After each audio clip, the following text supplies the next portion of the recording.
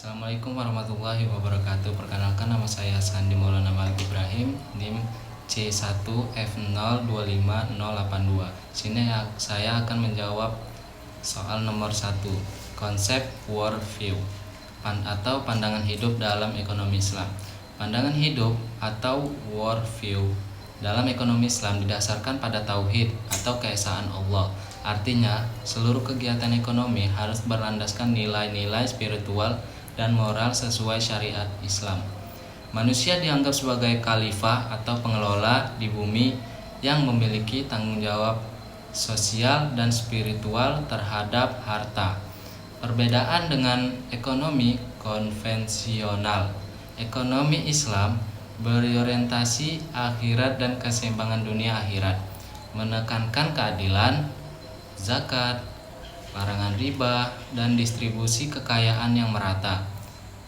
Sedangkan ekonomi konvensional berorientasi materi dan keuntungan pribadi tanpa mempertimbangkan nilai moral dan halal haram. Contohnya, dalam Islam dilarang riba, sementara ekonomi konvensional menganggap bunga bank sebagai hal biasa. Terima kasih. Saya akan menjawab soal nomor 2. Prinsip dasar ekonomi Islam dan perbedaannya dengan sistem kapitalis dan sosialis. Prinsip-prinsip dasar ekonomi Islam yaitu 1. Tauhid. Semua aktivitas ekonomi adalah ibadah kepada Allah. 2. Keadilan atau adil. Tidak boleh ada eksploitasi, riba, dan kecurangan. 3. Keseimbangan atau wasatiyah antara individu dan masyarakat. 4.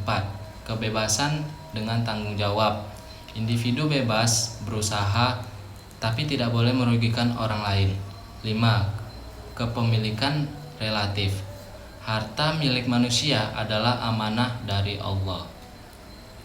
Contohnya dalam Islam, zakat mengatur distribusi kekayaan agar tidak hanya beredar di kalangan orang kaya saja, atau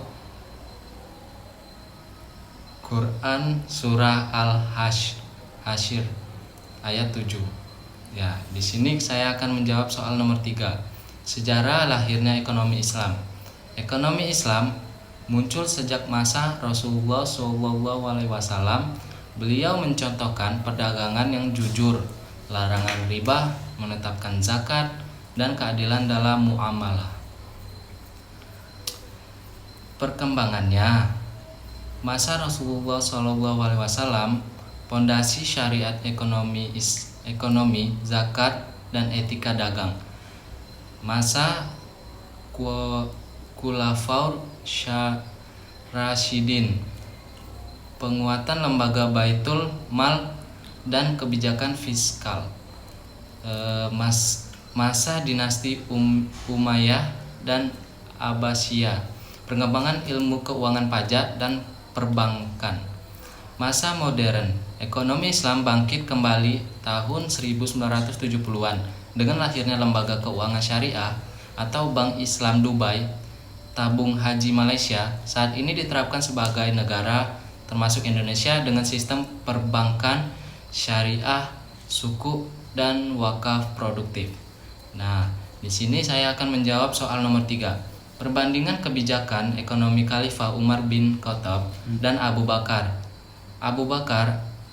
Asy-Syiddiq fokus pada stabilisasi pasca wafatnya Nabi, memerangi penolak zakat, dan menegakkan keadilan distribusi zakat. Umar bin Khattab membentuk Baitul Mal, melakukan reformasi pajak atau kharaj, jizyah, dan memperluas wilayah ekonomi Islam.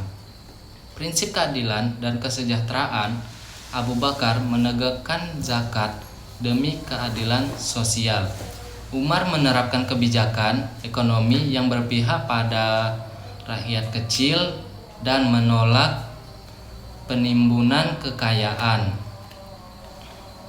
Contohnya, Umar menunda penerapan hukuman potong tangan saat paceklik menunjukkan prinsip keadilan kontekstual.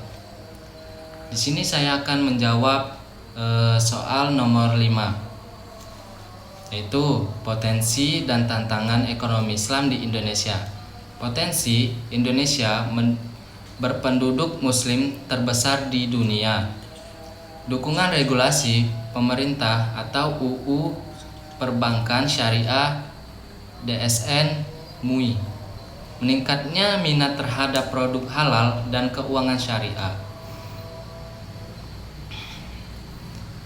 Tantangannya kurangnya literasi ekonomi syariah, minimnya inovasi produk syariah, terus dominasi sistem konvensional.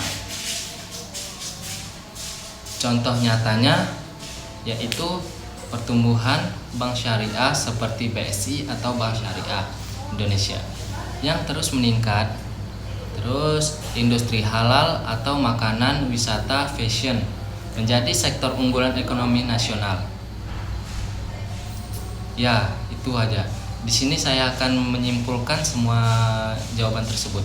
Ekonomi Islam berpotensi menjadi sistem ekonomi alternatif yang lebih adil dan berkelanjutan jika diiringi dengan peningkatan edukasi, regulasi, dan dukungan teknologi.